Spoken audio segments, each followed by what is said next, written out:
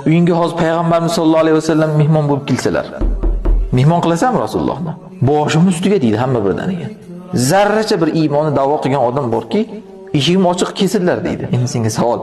Rasululloh sollallohu alayhi vasallam butun dunyodan qidiruvda bo'lsalar, Rasululloh sollallohu alayhi vasallam eshitish taqiqlangan bo'lsa, Rasulullohga yordam berish taqiqlangan bo'lsa, shunda ham Rasulullohni uyingga mehmon qila olasanmi? Olib kirib yashirib. Tupurdim hammangni qonuningga deb. Taqiqingan seni deb. Rasulullohni uyingga yashirib olib kirib mehmon qila olasanmi? Bunda ham uncha odam albatta deydi. Mayli, tupurdik qonunlariga, Rasululloh kelsalar ham qarab o'tirar ekanmizmi biz deydi. Lekin deysan faqat. Buni qila olmaysan. Faqat gapirasan. Dalil bu narsaga, faqat gapirishligingga, lekin bu narsa agar bo'lsa qila olmasligingga, bugun Rasulullohning hadislari sharhlanadi. Allohning kalomi sharhlanadi. Hech kim o'zining ra'yiga ko'ra emas. Shu Alloh aytgandek, Rasul aytgandek sharhlanadi. Faqat ana shu hukumatlarga yoqmaydigan ko'rinishda sharhlanadi. Sen shuni yashirib uyingda eshit olyapsanmi?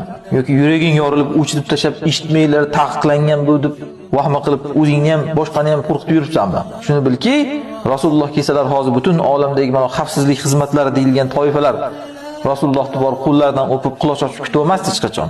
Ular albatta Rasululloh sollallohu alayhi vasallamga ham qidiruv e'lon qilardi. Rasulullohga chunki zamonlarda shunaqa qilishgan kofirlar mana. Albatta taqiq qo'yadi Rasulullohga.